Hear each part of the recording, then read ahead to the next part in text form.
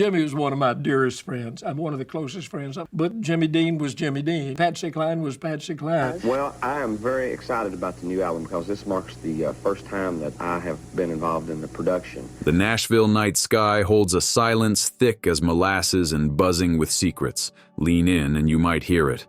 Not the twang of a Telecaster, but a murmur riding the wind between neon signs. It is the sound of storytellers cut short, of contracts signed in smoke-filled rooms, of engines that sputtered at just the wrong second. Country music sells itself on truth, yet some truths were never meant for the radio.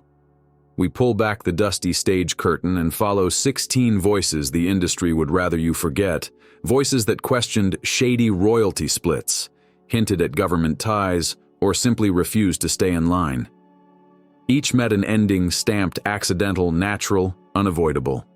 Press your ear to those spinning grooves and a darker pattern emerges, one where money and quiet threats decide who sings and who disappears. Keep listening. Tonight the first note is about to drop. Patsy Cline owned a voice that could hush a crowd, yet off stage she was louder than suits could tolerate. After her biggest hits, she began probing contracts, asking why executives flew charter while musicians crammed into sedans. At a radio benefit weeks before her last tour, she joked, "Someday artists will read the fine print before signing their souls." Backstage, two men in ties warned her to dial it back. Patsy refused. On March 3, 1963, she boarded a small Beechcraft for Nashville. It skimmed a storm and shattered over a swamp outside Camden. Reports blamed weather, yet mechanics swore the gauges had passed inspection hours earlier. Fans mourned, stations looped her records, and the contracts she planned to renegotiate were dissolved without a whisper. Her questions vanished into a crash report, setting the pattern for every voice that followed, including the balladeer barreling toward Shreveport that same autumn.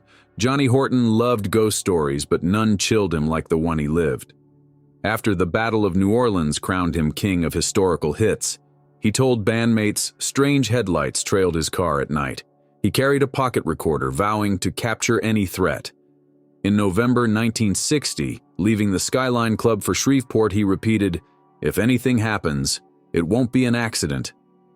Minutes later, a truck crossed the center line and crushed his Cadillac. The driver walked away. Blood test papers vanished. Horton's recorder disappeared from the wreckage, though nothing else was missing. Rumor claimed the tape held names tied to payola and union bribes, possibly even mob links. Whatever it captured never surfaced. Nashville stamped him a highway tragedy, but the pattern rolled on toward another velvet-voiced pilot guiding his own plane through what should have been harmless fog outside Brentwood on a calm summer night. Jim Reeves was meticulous, the kind of performer who logged flight hours as carefully as royalties. When he lifted his single-engine Beechcraft into a July mist in 1964, he radioed approach, confident his instruments would slice the haze. Minutes later, contact vanished, and wreckage littered woods near Brentwood. Reports blamed pilot error, yet veteran aviators swore Reeves knew that terrain blindfolded. Rumors spread that someone tweaked the altimeter during maintenance, nudging him fatally low. Friends recalled Reeves complaining about kickbacks siphoning songwriter profits, planning to confront managers after his next tour. He never made the meeting. The files he kept in a briefcase were missing from the debris. RCA rushed a memorial release, profits soared, and questions drifted with the fog that swallowed him. In the hush that followed, a younger Kentucky crooner wondered if any bottle could steady nerves when the machine decided your curtain had fallen completely. Keith Whitley sang Heartbreak with such sincerity that even barroom neon looked misty. By 1989, he was poised to become the next arena titan, yet he felt cornered. Friends say he uncovered royalty ledgers with strange deductions and planned to confront management after rehearsals. On May 9th, he was found in his Nashville home with an eye-watering blood alcohol content, official cause labeled acute poisoning. Yet the timeline wobbled. Security footage from a nearby store showed him buying coffee hours later than the coroner's window stated. A half-finished letter on his table named 3 executives. The page vanished from evidence. Press conferences framed the loss as a lesson about drinking, while insiders whispered certain bottles are easier to weaponize than guns.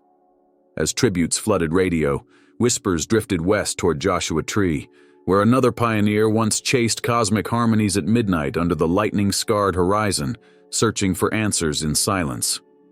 Graham Parsons believed country could meet rock in a cathedral of stardust, but his real heresy was talking openly about record executives funneling tour cash into offshore accounts.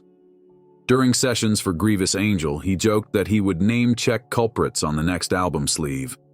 Friends begged caution. Instead, Parsons drove to Joshua Tree for a last desert escape. Days later, he was found in a motel, life snuffed out by a toxic cocktail. The coroner filed it as self-inflicted excess, yet witnesses saw unfamiliar men leaving his room earlier, carrying a battered briefcase. Within hours, that briefcase and Parsons's handwritten notebook disappeared. His grieving road manager famously stole the body and burned it at Cap Rock, honoring an old pact to keep the soul in the desert. The ashes drifted skyward, but questions stayed grounded. Back east, a troubled Texas songwriter felt those questions still crackle through late-night radio. Townes Van Zandt wrote songs that sounded like telegrams from forgotten train yards, and he refused to tidy them for radio comfort. By the mid-90s, he was tracking a new batch of ballads, some naming politicians alongside personal demons. Certain managers urged him to soften the edges. He laughed and lit another cigarette. On New Year's Day 1997, he collapsed in his Tennessee home and never rose. The report listed heart failure linked to years of hard living. Skeptics noted bruises and a missing cassette of rough demos titled Industry Parasites. A neighbor remembered an unmarked van idling outside hours earlier. The label compiled a tribute disc, omitting the controversial tracks. Fans searched, but the cassette never resurfaced. Waylon Jennings, once a fellow outlaw, listened to the sanitized collection, then sighed to a friend, "They're trimming truth again, partner." That sigh would soon thunder across every arena he played. Waylon Jennings had survived enough storms to fill 10 biographies, but his boldest act was refusing to let Nashville choose his wardrobe, his songs, or his friends. He financed his own albums, shredded dress code memos, and openly mocked label executives who pushed cookie-cutter jingles. After he testified before Congress about radio monopolies, whispers swirled that certain gatekeepers wanted him muted. That muting came in subtler doses: drug charges, tour cancellations, and bankers calling loans hours before payroll. Waylon fought back, yet each victory drained him. In the late 90s, heart problems forced surgeries that he joked were cheaper than lawyers. Still, friends noticed malfunctioning equipment on stage, monitors cutting off during anti-corporate rants. He passed in 2002, cause listed as complications from diabetes, but admirers swear pressure, not sugar, broke the outlaw. The torch he carried fell toward a California prisoner turned poet who wouldn't play nice either. Merle Haggard climbed from San Quentin bars to arenas, and he never forgot the smell of authority. When Okie from Muskogee hit, politicians tried to claim him, but Haggard reversed course, releasing songs about prison profiteers and lawmakers. Federal agents reportedly attended shows, scribbling whenever he veered off script. In the 70s, he drafted a concept album exposing defense contract kickbacks. The project was shelved, master tapes locked away. Decades later, he told a journalist he had copies and planned to leak them online. Weeks after that interview, Merle's bus was stopped for a safety inspection, delaying him overnight while agents searched equipment cases. Nothing was found, yet the copies disappeared. When he passed in 2016, headlines cited pneumonia, but fans noted he had seemed vibrant on stage days earlier. His final encore warned, "Truth can't be jailed." A line radio edits trimmed while another guitar wizard chuckled in disbelief. Jerry Reed flashed so much grin you almost missed his warnings. Behind Guitar Man riffs, he muttered that session players were underpaid and audiences spoon-fed bland product. He pitched a TV special exposing label price fixing. Sponsors bailed within hours, citing creative differences. Reed kept shredding, but roadies recalled cables cut before sound checks when he threatened another expose. One night, his tour bus tires were slashed outside Atlanta. Investigators shrugged, calling it vandalism. Reed joked on stage, "Somebody doesn't like my math." As the 80s rolled on, his radio singles stalled despite packed crowds. Rumor says an influential programmer circulated a memo labeling Reed too unpredictable for prime rotation. By the millennium, arthritis gnawed his hands, and an emphysema diagnosis silenced the strings for good. Officially, he faded. Yet fellow pickers insist he was squeezed off playlists until rebellion turned to completely disappearance, setting up a songwriter whose wit was sharper still. Roger Miller could toss off hits between coffee sips, but beneath the goofball grin, he hid razor critique. He slid coded jabs at Payola and military folly into novelty tunes, and network censors missed them. When executives finally noticed, they offered a prim variety show with strict scripts. Miller declined, threatening to go independent. Soon he found himself blacklisted from major primetime spots, phone calls suddenly unanswered. In private, he drafted a satirical album skewering oil lobbyists funding country tours. While tracking demos, hum plagued the studio, forcing retakes. Technicians swore lines had been tampered with. Health problems mounted, and in 1992, cancer ended the fight. The satire tapes vanished from the vault.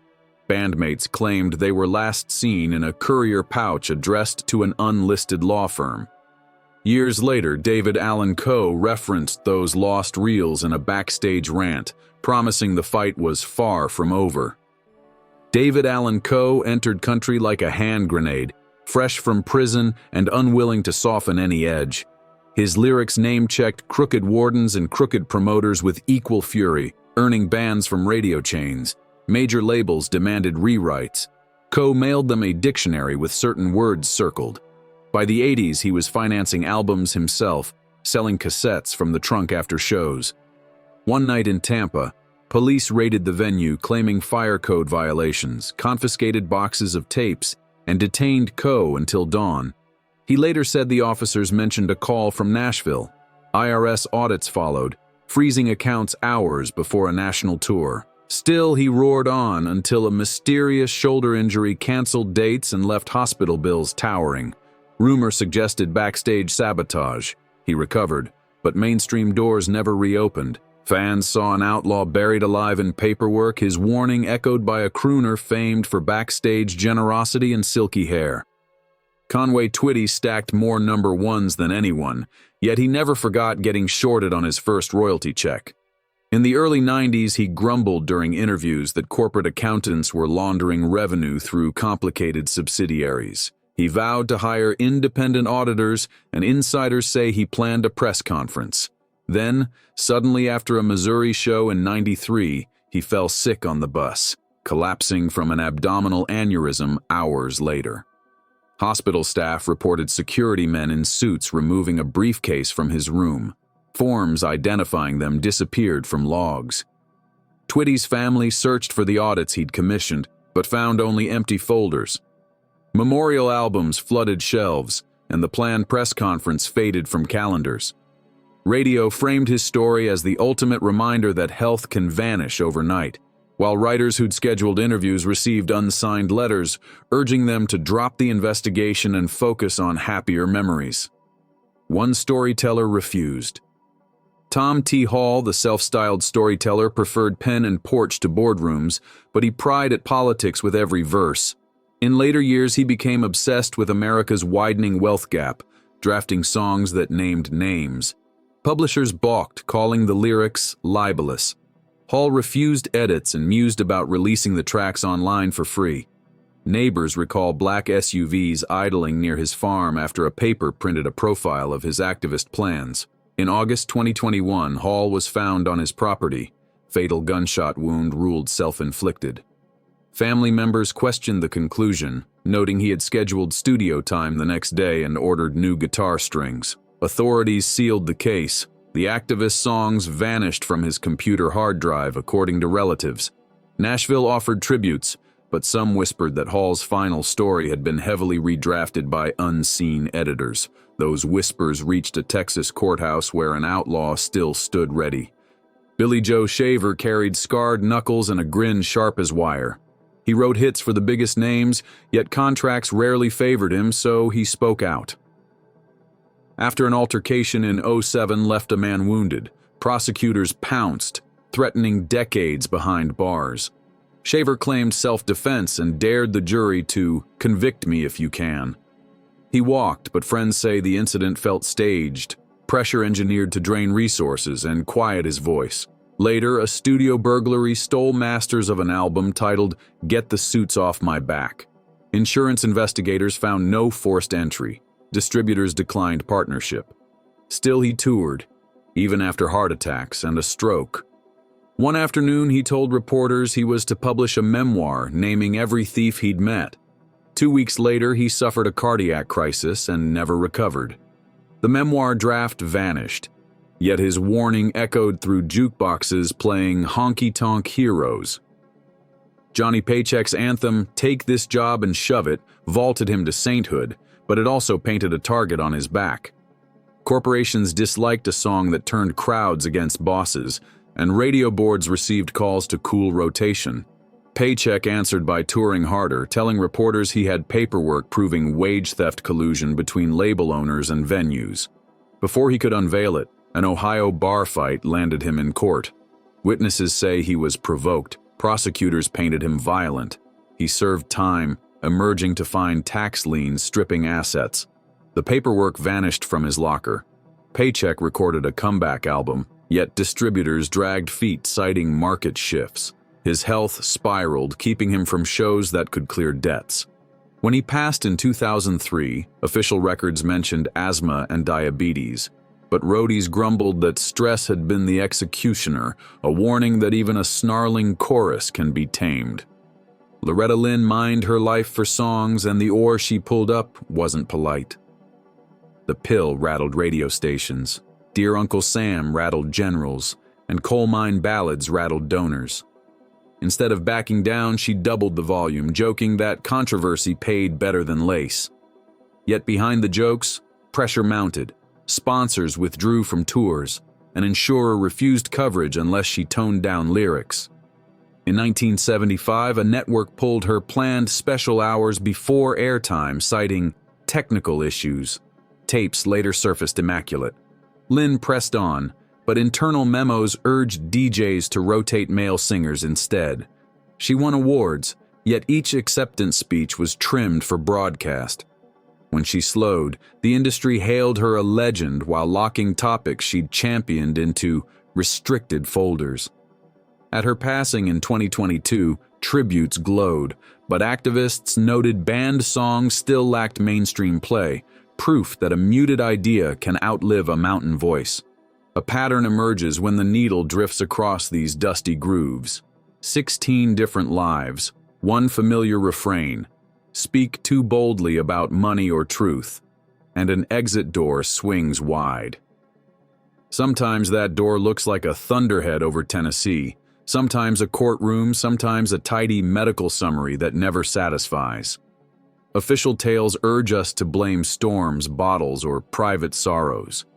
Yet if chance writes every script, why do the same props reappear? Missing tapes, vanished notebooks, briefcases lifted by men in suits? Why do audits die with their owners? Protest songs air once then evaporate. Estates arrive with secrecy thicker than a hollow body guitar. Country music sells itself as the voice of the working folk, but when a singer tries to honor that promise, the mix gets adjusted until only safe notes remain, and protest becomes background noise in a supermarket aisle. Remember that charts and award shows are curated windows, not mirrors. The view behind them is darker and more revealing. Next time a classic crackles from your dash, listen for absence. A lyric snipped, a verse you never heard, a throat clearing just before the fade. In those gaps live the ghosts of Patsy, Johnny, Jim, Keith, Graham, Towns, Waylon, Merle, Jerry, Roger, David, Conway, Tom, Billy Joe, Johnny, and Loretta. Still tuning beyond corporate reach, still daring the gatekeepers to pull the plug. The machinery may never confess, yet the static between songs remembers, humming louder every year, waiting for someone to translate its faint chorus into daylight.